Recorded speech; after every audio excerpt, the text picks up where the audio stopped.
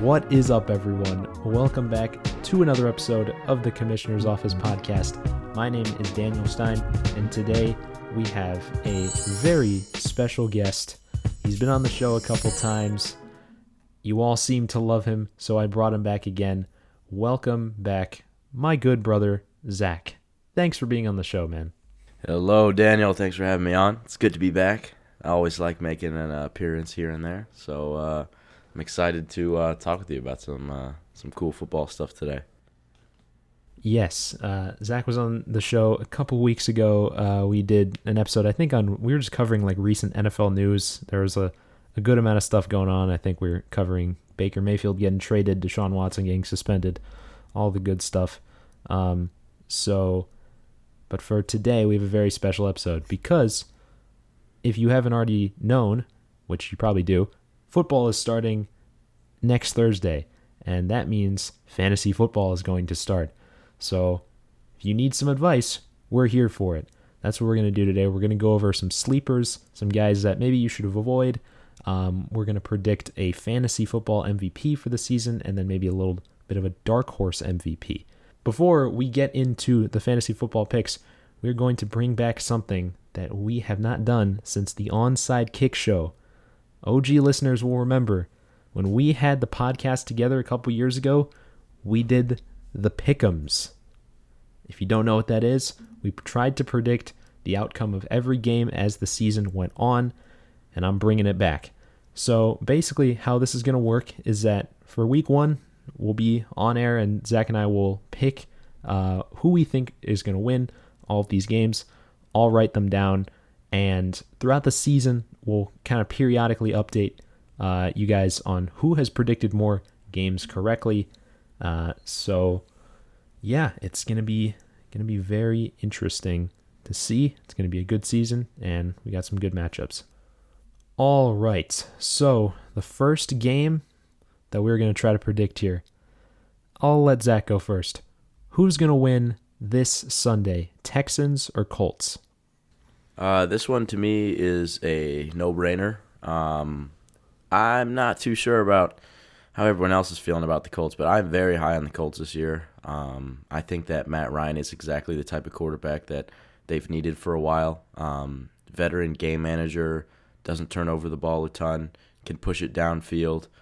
You don't need crazy mobility out of him. You just need him to sit in the pocket and deliver the ball through the air when you need those yards, but also just has control of the huddle and everything like that. So I think Matt Ryan going to the Colts is going to fundamentally change the outcome of the Colts season. No disrespect to Carson Wentz. I think it's pretty impressive that after a pretty bad year, he was able to have a pretty solid year on paper with the Colts and almost taking to the playoffs. But yeah, I mean, I think the Colts are division winners this year. The Texans are still in the rebuilding phase. This is a no-brainer. I think we could see Davis Mills either have a terrible year or a great year. But either way, I think the Colts take this one on week one. Yeah, I think this is pretty much a no-brainer. I'm going to take the Colts as well. Even though they're going into Houston, they should come out with the win. Next one. It's going to be a good one. Steelers versus Bengals.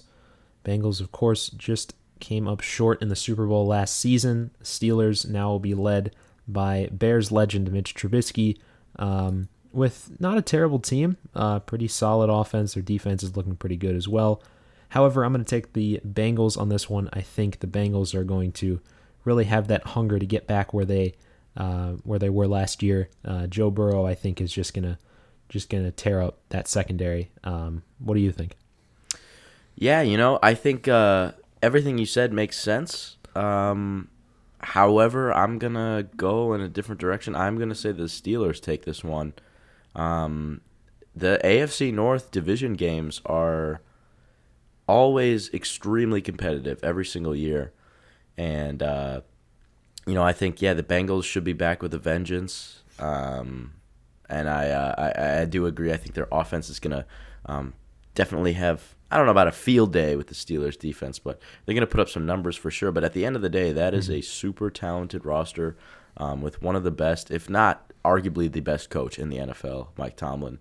And I just think that the way that they've been building chemistry and running the offense very cleanly, very few mistakes in preseason has been pretty encouraging.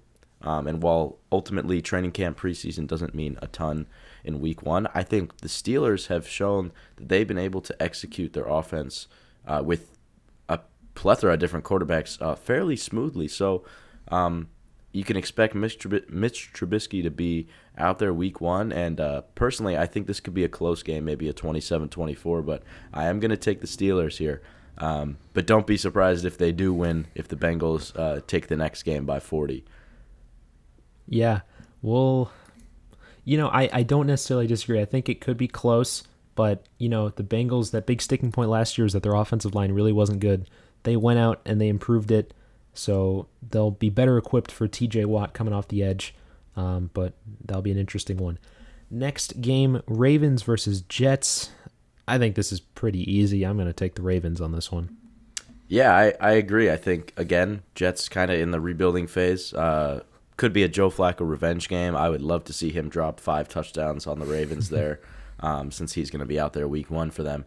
But yeah, no, I agree. I mean, I'm very high on Lamar Jackson this year, and the rest of the Ravens roster.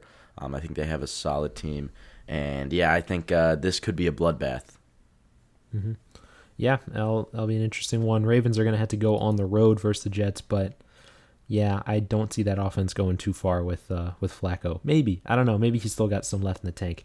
We'll move on now. Patriots versus Dolphins. This is a hard one. Zach, what do you think? Yeah, I agree. I think this is a hard one. I mean, you can never count the Patriots out of literally any game, no matter what roster they have. And the Dolphins have a lot of new pieces, including coach, entire running back room. Obviously, they got Tyreek Hill. The defense is looking a lot different. They recently added Trey Flowers. So, meanwhile, the Patriots, pretty much retaining most of the roster. Everyone just getting better. Losing J.C. Jackson was pretty big. There's going to be somebody else who has to step up on that Patriots defense.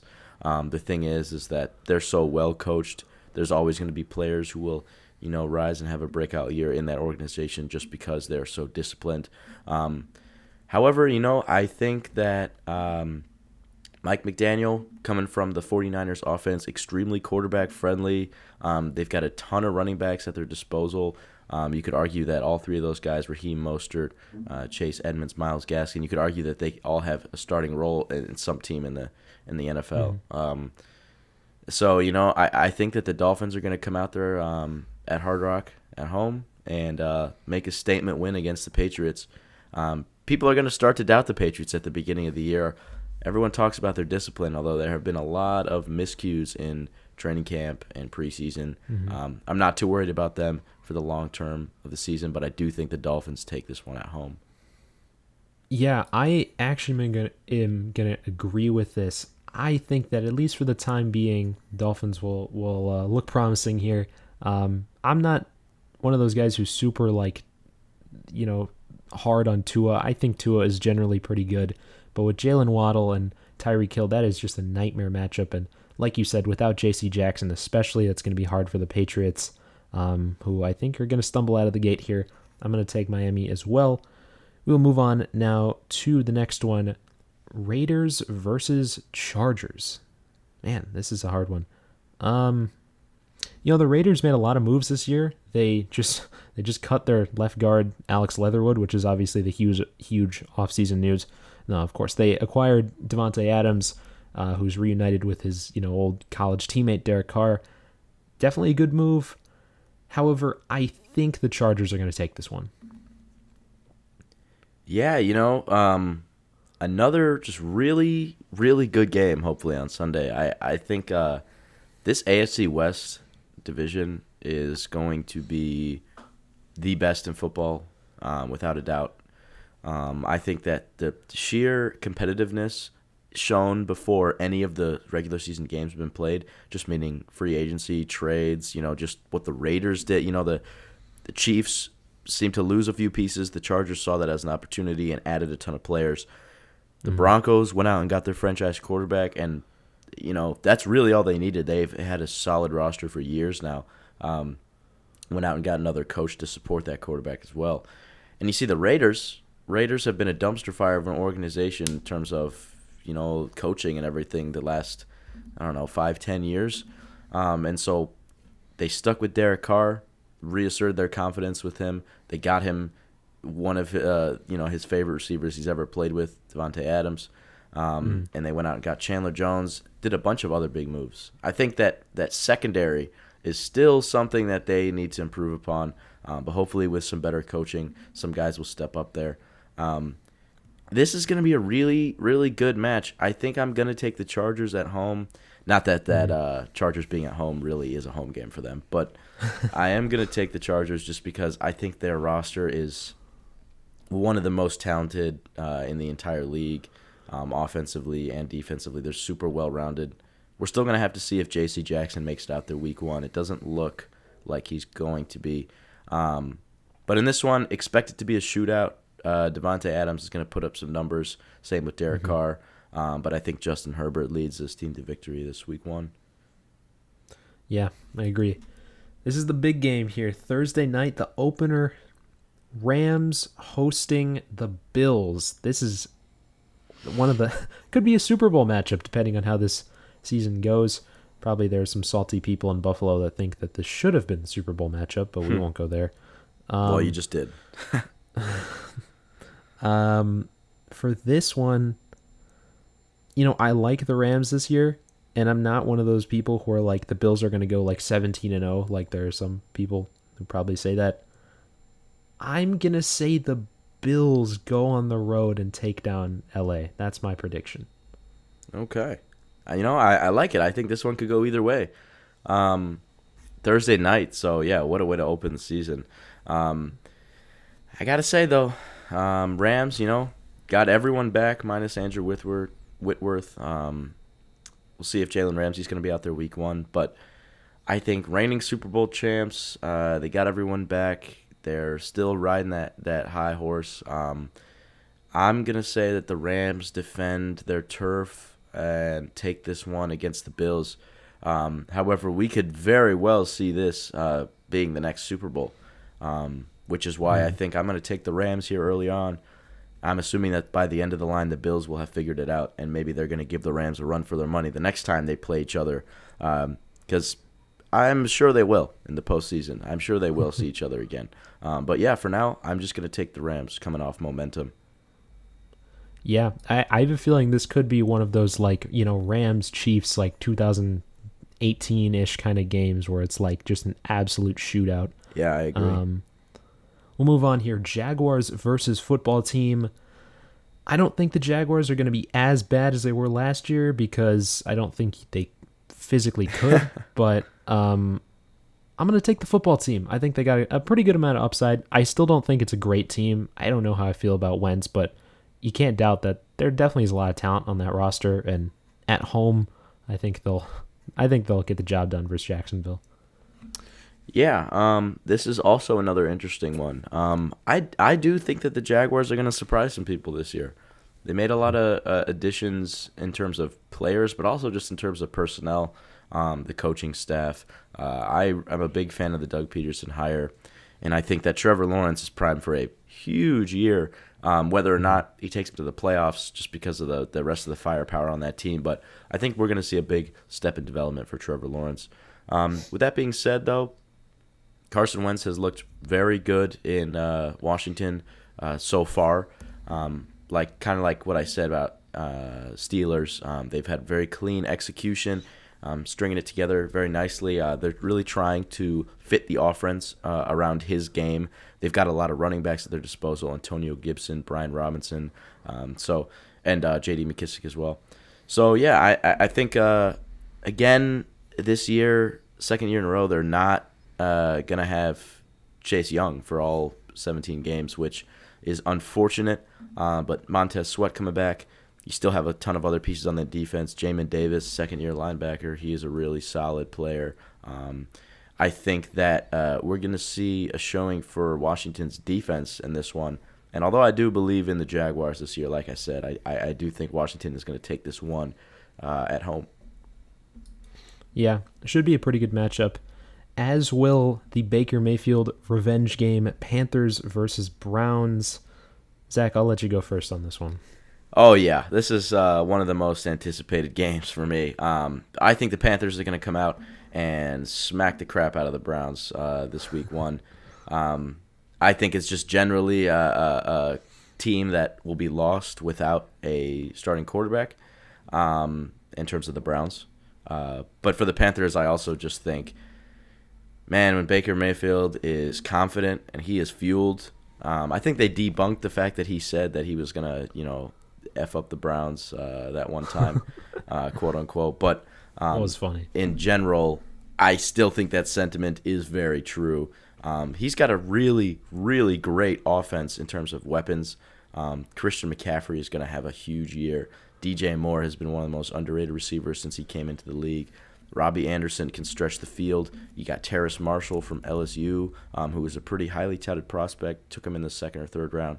And they just traded for Laviska Shenault from the Jags. So they've got a lot of weapons there. Baker is definitely going to be able to get a lot more completions, I would say, on Carolina than he did in Cleveland, just because the receivers there, it didn't really work out for him.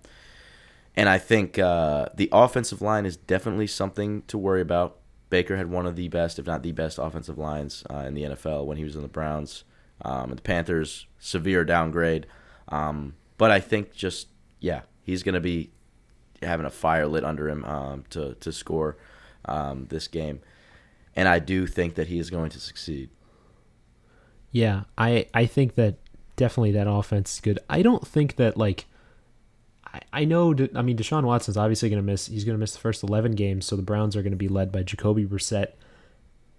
Obviously, he's not necessarily, the guy that they want at QB, but I think you could do worse than Jacoby Brissett as your starting quarterback. So that being said, I'm not sure if this will be the Browns will score 0 points, but I do think the Panthers, Baker's he's going to want it more, I would say. But Myles Garrett's probably going to have a pretty good game as well. All right, next one, Chiefs versus Cardinals. It's actually a very good game. I'm going to say the Chiefs take this one, even with their offense without Tyreek Hill, even with the Cardinals being a very good team. And the Cardinals do get off to very good starts throughout the season. Like last year, they started off 6-1 or something like that. But no, I guess the Chiefs did lose Tyrann Mathieu as well. They lost him to the Saints, but I think that Mahomes will get it done. Yep, another one of those games that could go either way. And I think I am going to go out on a limb and pick the Cardinals here. You really can't count out the Chiefs, no matter how bad it may seem that their roster is, which I think people are hating a little bit too much. I think they still have plenty of solid players. They did replace Tyrann Mathieu with Justin Reed. Slight downgrade there, but he's still an incredible playmaker. I think Juju Smith-Schuster could have a big year. Marquez Valdes-Scantling is an interesting signing. I think that he's going to give you either a 70-yard touchdown or a dropped pass, kind of like what he did on Green Bay, and kind of like what Mecole Hardman and Tyreek Hill, well, maybe not Tyreek Hill as much, but definitely Mecole Hardman had been giving them the last couple of years. So the receiving room is definitely up in the air. Not Travis Kelce, though. He is probably going for 3,000 yards.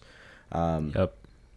But, at the same time, I think that the Cardinals definitely were, I don't know. I think they looked a lot better than how they turned out in terms of their season performance last year. It kind of started when Kyler got hurt. But I think, with James Conner, DeAndre Hopkins not going to be there, but Marquise Brown, Rondale Moore, some other guys, they're going to have a pretty big air raid offense, and I think that might be too much for the Chiefs secondary to handle week one. So I'm going to take the Cardinals, but can't really count out Patrick Mahomes, honestly. Yeah. It's funny. Looking at the schedule, they're just really solid matchups all around. That's going to lead us to the next one, Giants versus Titans. This is an interesting one. These are two teams that, I would say a lot of the NFL fan base is just not super high on either of them. Titans, had a lot of promise with Malik Willis, who's looked pretty good in the preseason. Obviously, he's not going to be starting because they still have the Tan Man, but this is a tough one. But I think the Titans will get it done. I'm not super high on the Titans either, but Derrick Henry usually starts off the season pretty well. Giants, their defense looked pretty good down the stretch last season, but with Daniel Jones and the new system, a lot of the big players in their team are still there from the previous regime, which I think is going to take a couple games to work out a little bit, even though they have a pretty solid coaching staff. So I'm going to take the Titans on this one. Yeah, I'm going to agree with you there, and it's just because of two words, Derrick Henry. I don't think there's a ton else to say regarding that. You could absolutely lock up Tannehill in the secondary with excellent play, and you'd still lose by 30 just because there's really no defense that can clamp Derrick Henry. So, yeah, I'm going to take the Titans as well. Yeah, I'm trying to look up. Xavier McKinney should be playing, right? Should be, yeah. Okay. One of the really upcoming good. stars in the league. Loved him at Bama. Yeah. So I'm glad he's getting some respect. But, yeah, I think there could be a lot of breakout players in the Giants this year. We'll see how Daniel Jones is. We'll see how Saquon can bounce back. That is going to be an exciting matchup to watch, though, is the Barkley versus Henry combination. So, moving on, the Monday night matchup: Seahawks versus Broncos in Seattle. I don't think this is too much of a question. I think the Broncos are going to get it done. I know the new system with Russ is going to be interesting, especially with a new head coach for everyone on that team. But in Seattle, I think Russell Wilson's going to get the big standing ovation from the crowd at Lumen Field, and then he's just going to just salt the earth over there and just throw for 4 touchdowns. Because also Russ always gets off to pretty good starts at the season. As long as everyone on that Broncos team stays healthy, that's a scary squad. Seattle, I don't think, has a ton going for them this year, especially on defense. They really don't have a lot. On offense, there's some good pieces, but I don't know if I really don't think Geno Smith's going to do enough to outpace the Broncos. yeah, I don't think Geno Smith or Drew Lock could really do anything. And I agree with what you said. I think this is pretty much a home game for Russell Wilson. He's going to get that standing ovation, and he's going to throw for 4 touchdowns. Totally agree. I wouldn't call it a revenge game since I don't know if there's really any bad blood there between Russ and the Hawks. But I agree. I think that this one is probably going to go to the Broncos pretty easily. Yeah. All right, moving on. The game that most of you have probably all been waiting for, Bears hosting the Niners. I mean, my hot take on this one is that the Bears will actually keep this competitive, but I don't have a ton of confidence that they will be able to beat the Niners. But I think the thing is here is that I really don't know how Trey Lance is going to play. I know that defense is going to be really bad for the Bears offense, but I don't know how Trey Lance is going to do. Obviously, they have the pieces on offense. They have Kittle, they have Deebo Samuel, they have Brandon Ayuk.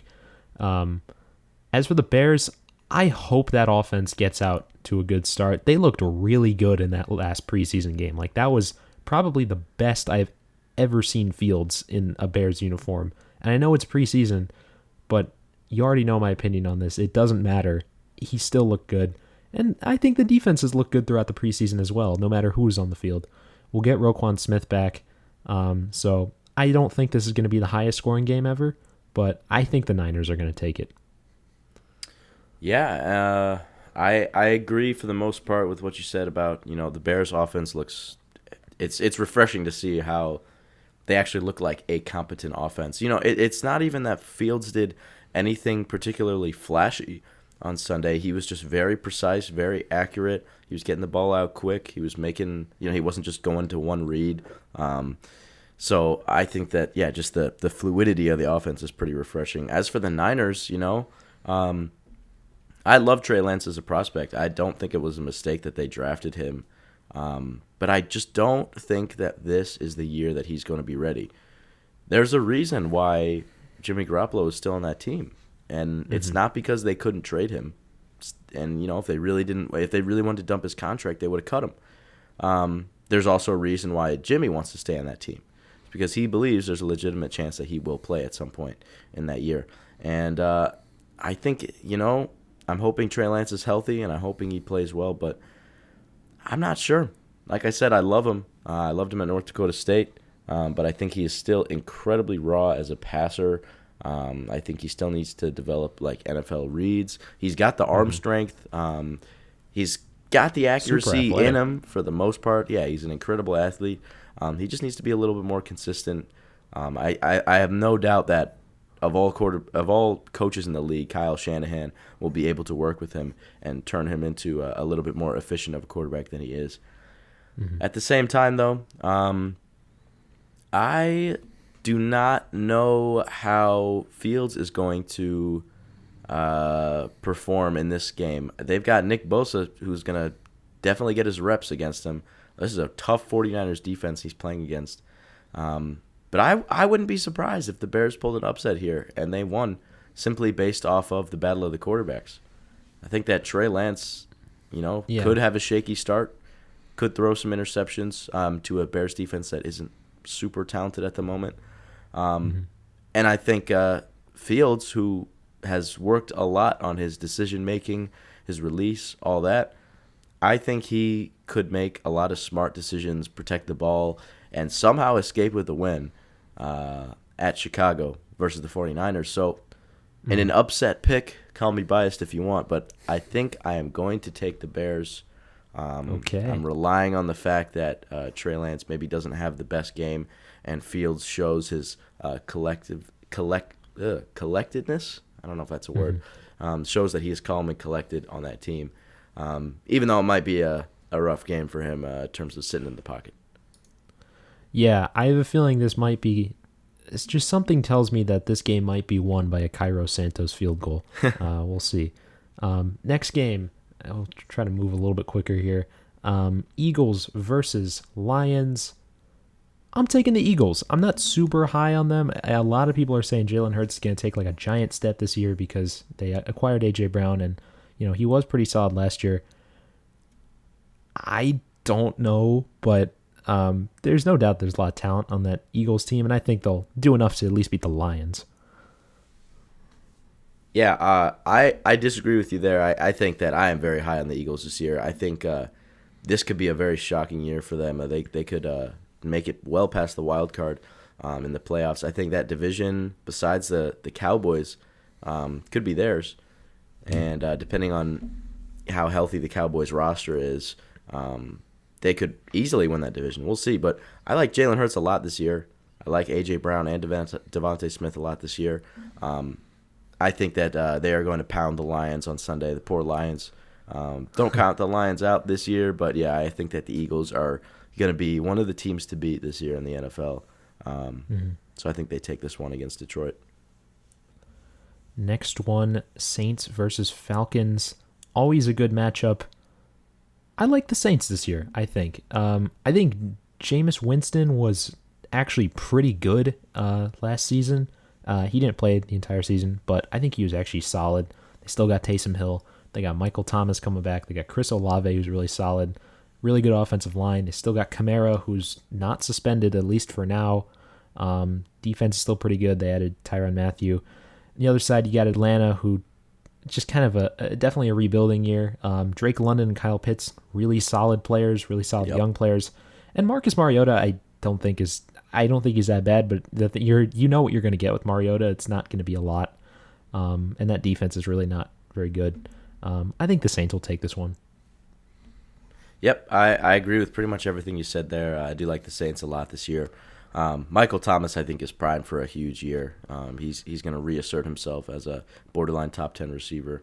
And, I think the Falcons, this is kind of just a rebuilding year. They showcase talent for their young players.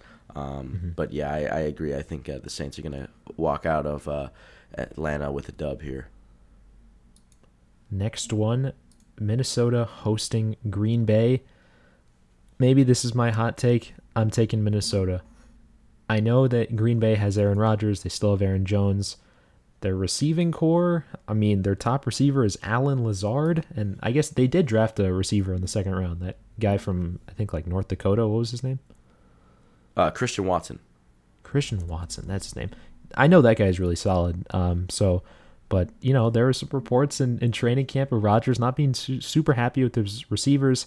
I don't know if that's going to matter much, but the Vikings just, again, Kirk Cousins, he's not terrible, but he's pretty good. And if they can get that deep ball going with Justin Jefferson and, get Adam Thielen a touchdown or two, Dalvin Cook keeps cooking and the defense can at least hold, I think they got a good chance. And also, the Vikings really hard to beat at in Minnesota, especially week 1 with that new stadium.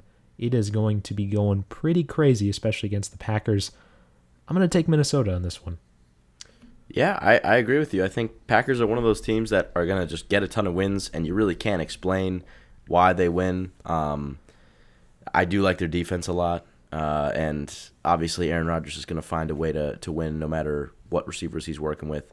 But I think that will take a few games for him to find that guy or those guys. So I agree. I think Minnesota is going to defend home turf, get a win there. This could be a really big year for really everyone in that offense. And they did make some very good additions on defense, Zadarius Smith from the Packers being one of them. So, I think we could very well see the Pack and the Vikes split a series this year, but I think Minnesota takes the first game. Okay, so we're in agreement on that one.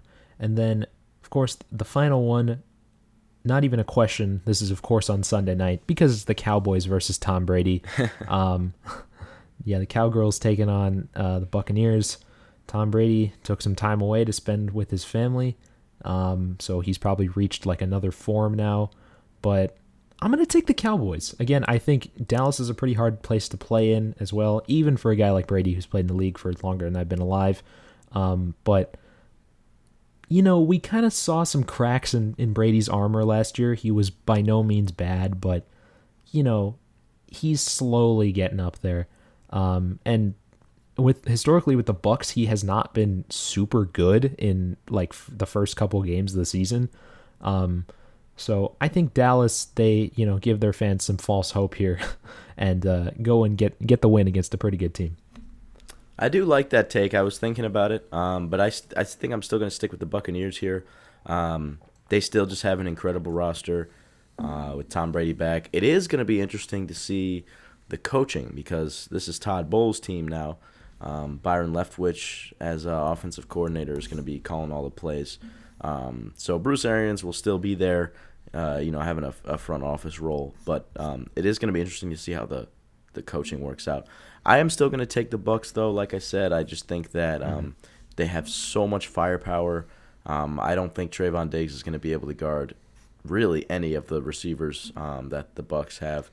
And that defense, they've been one of the best, if not the best, run defense in the NFL over the last 2-3 years. I don't think Zeke or Tony Pollard are going to really run anywhere against that Bucs D line. And also the Cowboys are already starting out with a bunch of injuries. Tyron Smith, unfortunately, has just developed into an injury-prone player. So I think the Bucs will take this one. But do watch out for the Cowboys this year as well. Like I said, if they're healthy, they can do some damage. They're not going to have Michael Gallup to start the year either. So they're definitely missing some players, and for that reason, I'm going to take the Bucs. All right, so those are our picks for week 1. We'll let you know on a future episode who picked the most games correctly. But we're now going to move on to our fantasy sleepers. These are guys who maybe are a little bit under the radar, who we think are going to have a pretty solid season. This is fantasy-wise, not necessarily in terms of like where their team is going or like awards or anything. These are like, this is a purely, do we think they're going to produce a lot of points in fantasy football? So, Zach, since you're my guest, I'll have you go first. Who is your first sleeper? My first sleeper is actually a rookie. This is a guy who was one of the first players at his position drafted in the draft. And he is going to a team who is definitely in need of a replacement starting running back. Got a lot of young guys on that offense, a lot of people who need to step up. I'm going to go with Kenneth Murray III. Michigan State product, taken in the second round. I am very high on Ken Murray this year. Or sorry, I kept calling him Ken Murray. I mean Ken Walker. Kenneth Walker the third. Yep. I am very high on him this year. I think that they're going to miss Chris Carson a lot, even though he definitely had trouble staying on the field when he was in Seattle. He was their reliable back. Of all the guys they had there on rotation, he would always get them yardage either in the passing game or the running game, score a lot of touchdowns for him. It's really unfortunate that he had to retire due to a neck injury. Yeah. So I wish him all the best outside of his playing career. Rashad Penny, I think, is one of those guys that just really shouldn't have been a first-round pick. Really is not what you look for in a three-down running back. And I don't think they plan to play him as a three-down running back. I think Ken Murray, that's his team. I think the Seahawks are Ken Murray. I keep calling him Ken Murray. Ken Walker's team. He is an animal. Should have been a Heisman candidate. Is dealing with a little bit of a hernia right now, I believe. But they said that his status for week 1 isn't in doubt as of where it stands right now. So I think whether it's week 1, week 2, week 3, I would say at least, at the very, very least, before the first quarter of the season is over, we're going to start to see Kenneth Walker have a Jonathan Taylor-like effect on the team. Not in the sense that he puts up those monster stats, but the fact that he, as a young player, asserts himself as the running back of the future, despite them having some other guys there. So it's going to be interesting to see who they give to the starting job to week 1. But I would say if you can get Kenneth Walker in the mid to later rounds of the draft, I would definitely snag him. I think that he is primed for a big year, and not just a big year, but a big career with the Seahawks. Yeah, that's an interesting one. The Seahawks have, for a couple of years been kind of looking for their big running back, especially with Chris Carson dealing with a lot of injuries.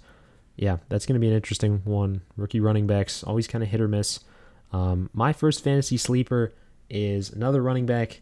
You guys have probably heard of him. It is a guy by the name of Cam Akers. I'm very high on him. So here's the thing. So he barely played in the regular season last year, and he really wasn't great in the playoffs. But here's the thing. So he really only has to compete with Darrell Henderson for the starting running back job in the Rams, offense. Darrell Henderson was pretty solid in doses, but I feel like kind of like Rashad Penny, he's not a guy who's a 3-down back. I think Cam Akers is. Cam Akers was he had a touchdown in both playoff games. He averaged over 4 yards an attempt, so maybe he's a little better in the playoffs than a lot of people think. You can make the argument that the Rams are a very pass-forward offense. They have Allen Robinson, they have Cooper Kupp, they have Tyler Higbee, they have Matthew Stafford, but, here's the thing. Matthew Stafford has had this nagging elbow injury, which he said is fine, but you never know because Matthew Stafford is 34, and even though he has that reputation of being able to play through injuries, he's older now, and he's actually had to miss some games, which didn't happen for the first 8 years of his career. You could make the argument about injuries for Cam Akers himself. I think he had a torn ACL or Achilles, something like that. But he looked pretty healthy when he played. I don't think he'd be like an RB1 in the draft, but I think because the Rams have plenty of wide receiver talent, but I think that he could be a strong RB2 if he produces. He's ranked below guys like Miles Sanders, Elijah Mitchell, and Zeke is ranked ahead of him as well. I think that he could end up having a better season than all three of those guys, frankly, especially if the Rams have injuries at the wide receiver position. So I think he's someone that you should look at in the draft. Yeah, I fully agree. I was thinking about taking Cam Akers as my pick. I love him a lot this year. He was primed for a huge year this year before he got hurt. And the fact that he recovered as fast as he did and made an impact in the playoffs is pretty incredible. So, yep, I agree. I am pretty high on him this year as well. Who is your next sleeper? This guy is a guy who has been in the league for a few years but hasn't really made his mark yet, and I think that this could be the year. He's got a new quarterback this year on a pretty exciting roster in a tough division. but he has got a ton of talent.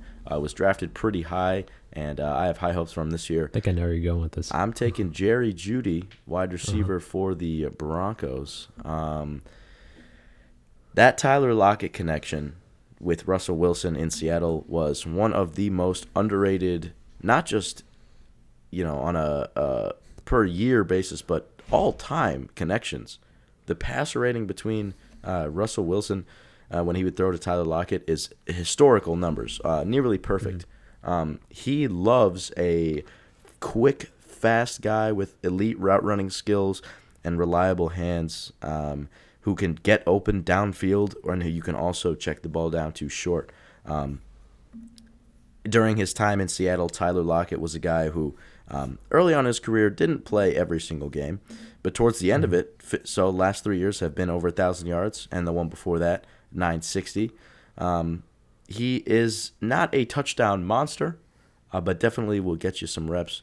The reason I'm talking about Tyler Lockett a ton is because I do see Jerry Jeudy as a pretty similar player.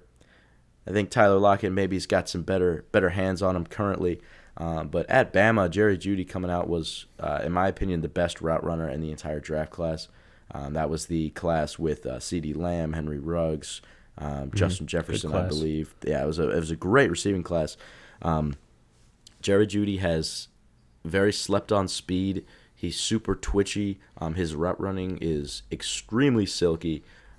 He just had a lot of drop issues early on in his career, and he did have some off-the-field stuff going on in the offseason. But as far as I know, he's going out there week one. Him and Cortland Sutton both, I think, are both primed for really good years. But the reason I picked Jeudy is just because, when you're Russell Wilson, you're putting up, with Tyler Lockett's putting up 82, 1,010, 100, 1,010, 73, 1,208. I mean, he loves his deep threats, and I think the Broncos and Nathaniel Hackett are going to continue that offensive mold this year. They've got a similar 1 to 2 running back punch. I think they're going to try and model the Seahawks offense pretty similarly. I think Jerry Jeudy is going to have a big year.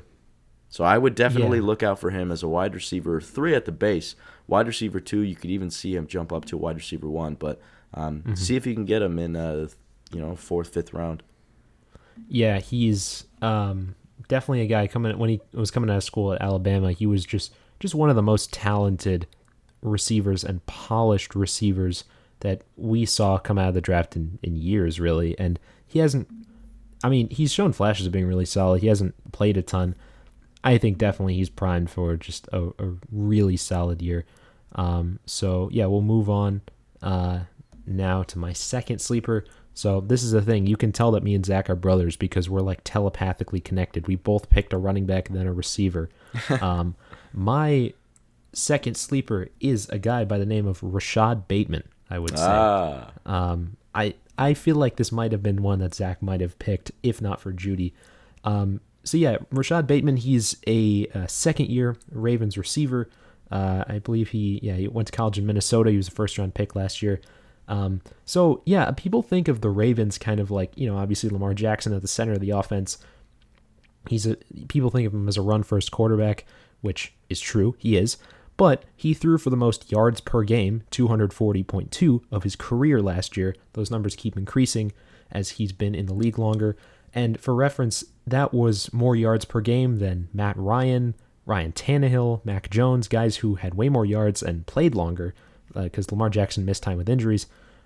Bateman was really solid as a rookie last year. He had 500 yards on 46 catches. And you're talking about the Ravens offense here with no Marquise Brown because they traded him to the Cardinals. He basically already has the wide receiver 1 spot unless Devin Duvernay or Demarcus Robinson takes a big step this year. And those guys are pretty good, but Bateman is pretty clearly the number 1 receiver, I would say. I think a lot of fantasy outlets see him as a wide receiver 3. I think he easily could be a wide receiver 2 because he's going to be the surefire number 2 option for Lamar after Mark Andrews.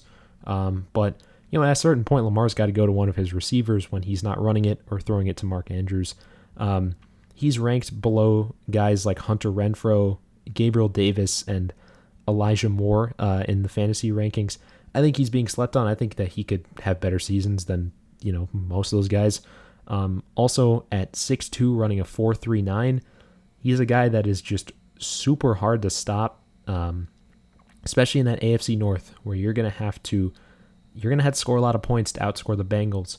You're gonna have to score a good amount of points to outscore the Steelers, and who was the other person in that division? The Browns. You're gonna have to score a lot of points to outscore all of those guys, and Lamar's gonna need Rashad Bateman, so that's why I list him as a sleeper.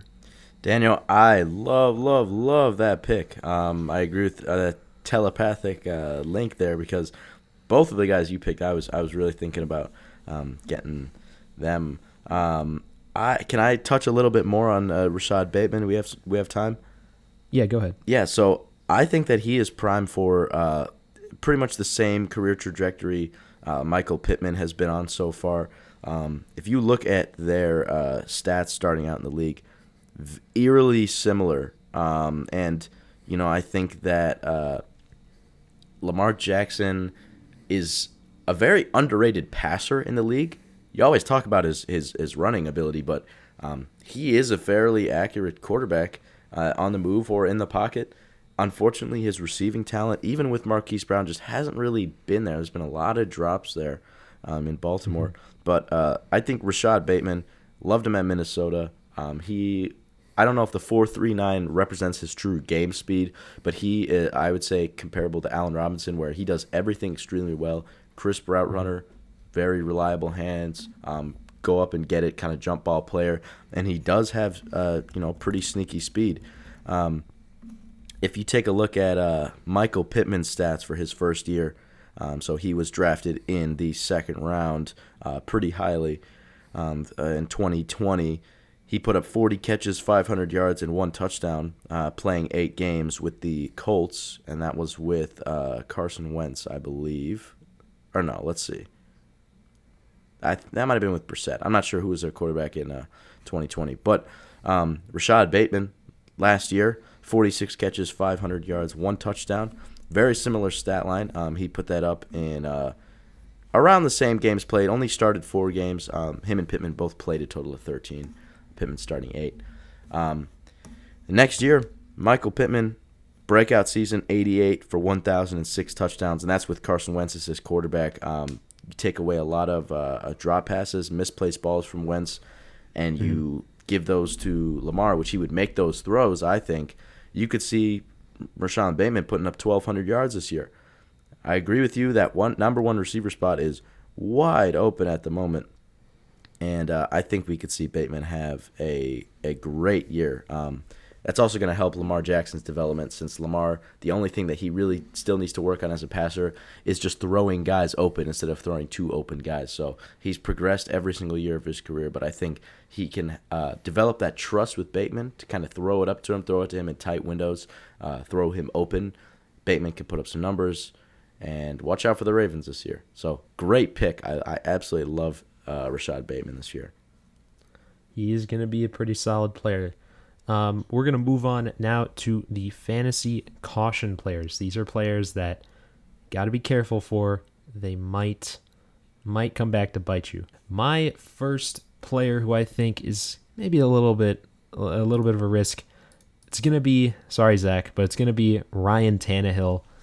Maybe an obvious pick. This is just a disclaimer. I've never been a huge Ryan Tannehill fan. I know he definitely has a lot of talent, but he just never struck me as a guy who could really be like a consistent starter. He's on a Titans team that lost A.J. Brown. His O-line has definitely decreased in talent last couple years. Last year, he threw for 21 touchdowns, and they rushed for 7, which is pretty good. But I just don't see the Titans' offense, especially the passing game, performing at that same level. If you ask me, I could see the Titans almost going into this like Patriots-esque offense from last year, where they're like purely a running team because of Derrick Henry and like kind of the lack of wide receivers. And given that their head coach is Mike Vrabel, like a former Patriot, would not be the most surprising thing. I just don't think his production is going to be that good. So that's why I picked the Tan Man. Well, I know you know that I'm a fairly big Tannehill fan. Nothing crazy. I think that he was underrated a couple of years ago, but no, I fully agree. It's just getting to a point where he is just going to regress. And yeah, I think that he's a good safety pick for a quarterback, but I would not take him super highly. So I agree with you there. My first pick, I'm going a little bit different direction. I'm going with Devin Singletary. No hate on Devin Okay. Singletary. Yeah. I loved him at FAU. I just think that he is not somebody who you can really rely on in the fantasy world, especially just with the context of the Bills teams. They got a ton of other guys there. Zach Moss is really talented. Matt Breida they signed. And they drafted James Cook, I believe Dalvin Cook's brother, in the second round this year. And I love James Cook a lot. He didn't play a ton in the preseason, but he's a really talented guy. He can kind of do it all. I think that by midseason we could see James Cook getting most of the carries. With Devin Singletary, I just think that the inconsistency of the running game for the Bills, in addition to just where he's being ranked ahead of a lot of, fairly sturdy running back picks, I think that he's just being taken a little too high. So I would definitely, be very cautious with Devin Singletary. It wouldn't be a bad pick to take in later rounds, but I would not take him as a top 20 running back. And that's just my opinion. Yeah, really talented player though. Like Yeah. a lot of the times when he makes big plays, you're like, wow, this guy is like really solid. Uh-huh. Yeah, and that Shifty. Bills offense has been had a really hard time finding a good running back, and since like LaShawn McCoy, frankly. Mm-hmm. But yeah, my second sleeper. This one may be a little more unpopular, but I'm gonna go with Tyler Lockett. He was really solid last season. He had 1,000 yards, but in a purely like fantasy football sense, this guy just frustrates me so much because I feel like he's either a player that puts up 35 points in a game because he gets 12 catches and 200 yards and 2 touchdowns, or he puts up 4 points. And of course, since he has DK Metcalf, his number of targets obviously goes down a lot, but he's still a very reputable receiver, so he still gets a certain amount of targets. But having Geno Smith or Drew Lock is not helping him. Tyler Lockett seen as kind of a deep threat. Drew Lock throws a pretty decent long ball, but Geno Smith, I did the research, has only one 30-yard plus touchdown throw since 2014, and even that one touchdown pass, which was an 84-yard completion to DK Metcalf, if you actually go and watch that play, it was about a 30-yard throw. DK Metcalf ran the other 50 yards. So I'm saying that with Lockett, if you take him, he's definitely going to bust in a few games, meaning that he's going to not do very well when he's expected to do better. He'll probably also have a couple games where he puts up like 30 points, but you have to be careful when you start him.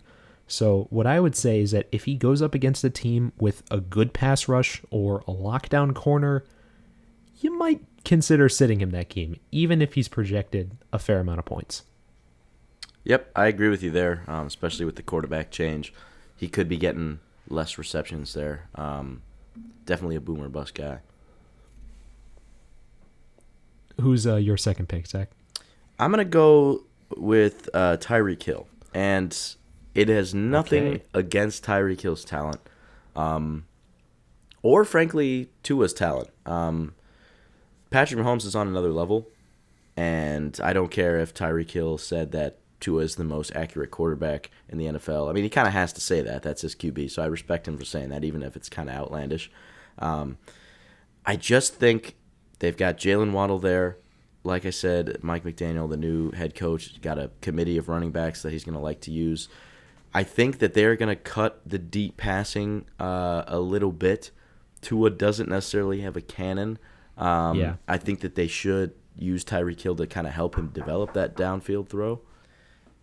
Yeah, and I think Tyreek Hill could definitely put up 1,000 yards this year. I just don't see him getting fed as much. They're not going to have nearly as many thrown passes in that offense as the Chiefs have had.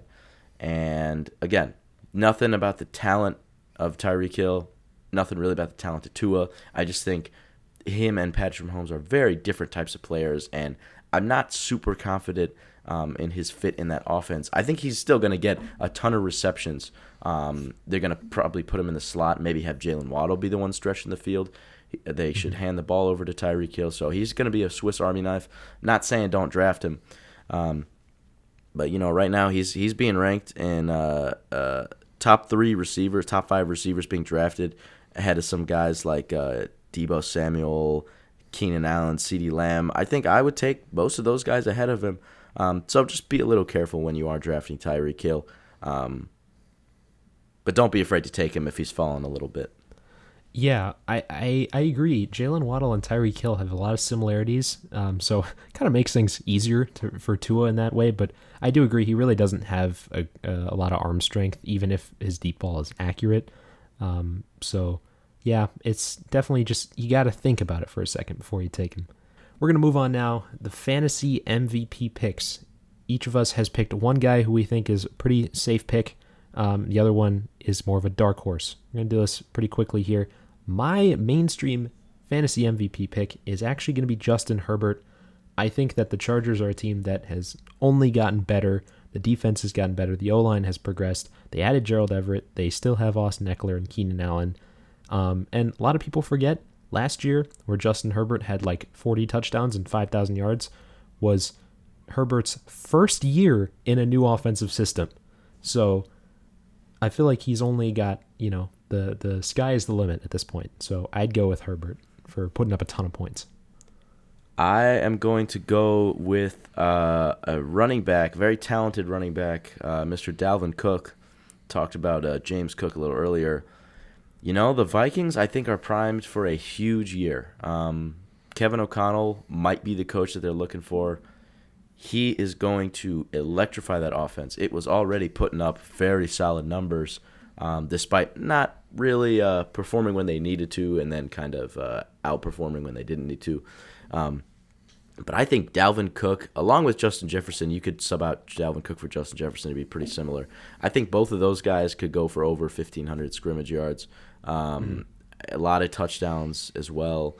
Dalvin Cook has had some injury concerns in the past, but with Alex Madison, Kevin O'Connell's a pretty smart guy. I hope that they are able to give him the ball as much as possible without overworking him, keeping him healthy. I think he would be an incredible pick this year. So if you're deciding between some of the top guys, Christian McCaffrey, Derrick Henry, Dalvin Cook, I would definitely lean Dalvin. I think he's primed for a huge, huge season.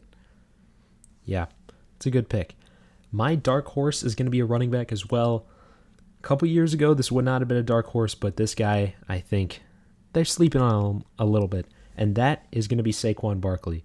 Now, This is totally not because I have an autographed card of his and I want the value of it to go up. That's not the reason at all. But, this is the thing with Saquon.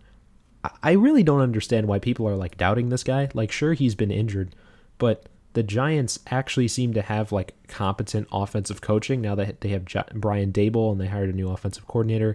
And even though this might seem like a bad thing, their QB being Daniel Jones, who isn't good enough to take that many points away from Barkley, will help Saquon in this circumstance because they also know each other. They've been playing together for a couple years. So I feel like it's a perfect situation in a purely fantasy sense for Saquon to put up a ton of points because yeah, he's had a torn ACL. Yeah, he's been injured. But the guy's only 25, and he looked great when he came back from injury last year. So I think that at this point, he's just due for another good season. I'm not going to give up on him yet. Yeah, I like that pick a lot. The only reason people are doubting him is just because of the injury problems and just of how terrible that Giants O-line is. So I think that's a great pick. Saquon has so much upside this year. He's the most talented running back in the entire league, in my opinion. And I think that if he stays healthy and they use him to his full potential, he could put up some insane numbers. My dark horse isn't necessarily somebody who I think would be your fantasy MVP necessarily, but kind of like the Justin Herbert pick. I think this is a guy who could shoot out of a cannon. I'm going to go in with Derek Carr, honestly. I think that of all the okay. quarterbacks in the AFC West, he's kind of the odd man out, which is kind of it's kind of funny to say because, he is such an incredible player.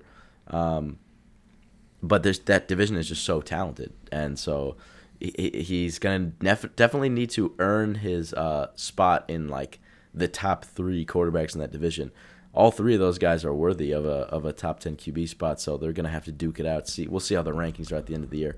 But I love Derek Carr this year. I think him and Devontae Adams are going to put up some crazy numbers. I really like what I've seen so far from the offensive game plan surrounding Josh Jacobs in the running game. I think having a more consistent running game is going to help the passing game. Still got Darren Waller, who's an electric deep threat and possession guy at the tight end spot. Hunter Renfrow is going to lock it down in the slot. But you can also throw Devontae Adams in the slot there, put him on the outside. This is going to be a crazy offense. The offensive line some guys need to step up and they need to protect Carr. But for a guy that I think that you could probably get, after 7 at the very least quarterbacks are off the board first, I would definitely be high on Derek Carr this year. He has cut back on turnovers a lot in recent years of his career, so he could be throwing a lot of touchdowns, a lot of yards this year. I would keep him on your radar.